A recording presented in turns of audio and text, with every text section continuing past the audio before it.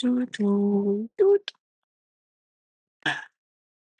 Mon univers musical, il s'est un peu construit sur le deuil de différents artistes. Et j'ai appris l'existence de Freddie Mercury au moment de sa mort. Et j'ai-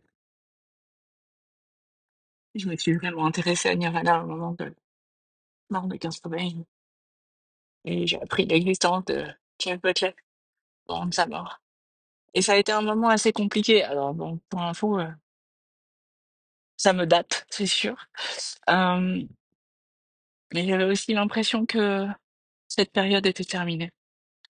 Et que les personnes, les, les artistes que j'apprécie arrivent soit à une maturité, soit à un âge, soit, enfin, bon, bref, ils meurent moins ou plus. Et ça me rappelle, il y a une artiste canadienne que j'aime bien qui s'appelle Sarah Sean et qui racontait au début d'un morceau où elle allait reprendre du Jeff Buckley, enfin, qui reprenait du Nina Simone. Et, euh, et puis voilà, elle disait que si vous faites de la musique, espérez que je n'aime pas votre musique. Parce que, a priori, si je commence à m'intéresser à vous, je vais mourir. Et, euh, et voilà, je croyais être à peu près protégée de ça. Et puis, j'ai eu l'impression d'être toujours passée à côté de la musique de Linkin Park, euh, avec cette impression que à chaque fois que j'entends un morceau, j'aime bien. Mais j'ai cette espèce d'a priori négatif à cause du fait qu'il y ait aussi un MC qui parle et qui, enfin, c'était pas rationnel, quoi. Et puis, Et puis il y a quelques années, Chester Bennington est décédé et j'ai eu l'impression que j'étais passée à côté de quelque chose, positivement et négativement en fait, que je m'étais aussi protégée de ça. Et là, l'actualité, le nouvel album, la nouvelle chanteuse, etc. font que d'un coup, je n'ai pu plus passer à côté. Et, euh, et je me suis plongée de plein fouet dedans et c'est très intense. Euh, J'arrive pas à le décrire parce que, en fait, si je crois que je peux. C'est, je peux avec une analogie qui va peut-être ne parler qu'à moi. C'est formidable. Euh, il y a de ça encore plus longtemps. J'ai fait un stage dans un journal et euh, le soir du bouclage, alors que tout le monde était très occupé, et ben moi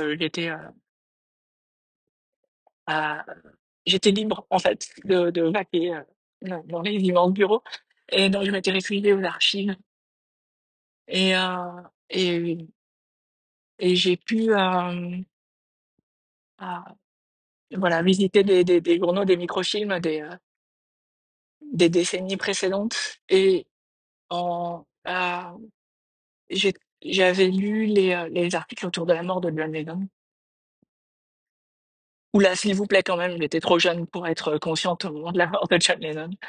Et, mais j'ai eu l'impression de la vivre en direct, comme dans une capsule temporelle.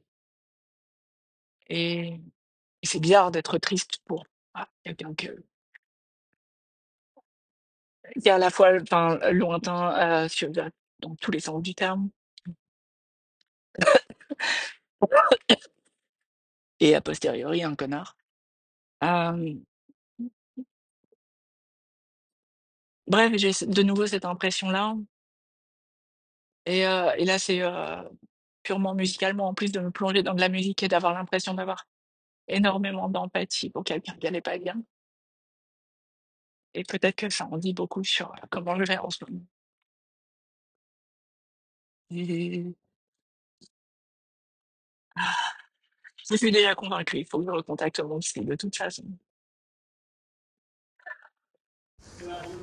Peut-être que le point commun de tout ça, c'est que je suis beaucoup plus vulnérable quand je suis en puberté.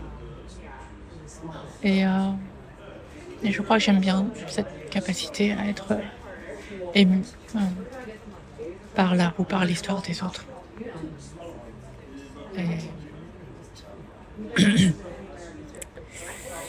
Et aussi peut-être que quand je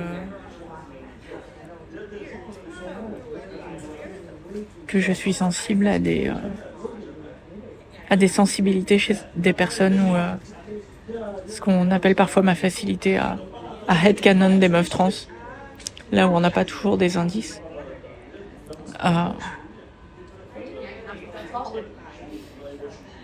Écouter la jolie voix de Chester Bennington ou regarder ses déhanchés torse nu dans les vidéos de concert, ça fait travailler ça quand même.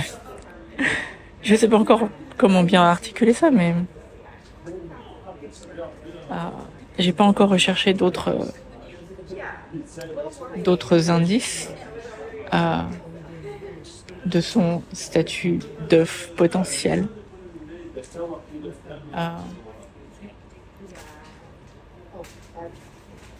Voilà, prévenez-moi quand c'est trop souvent.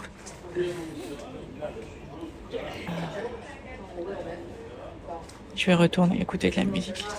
Et vous aussi, vous devriez. À bientôt.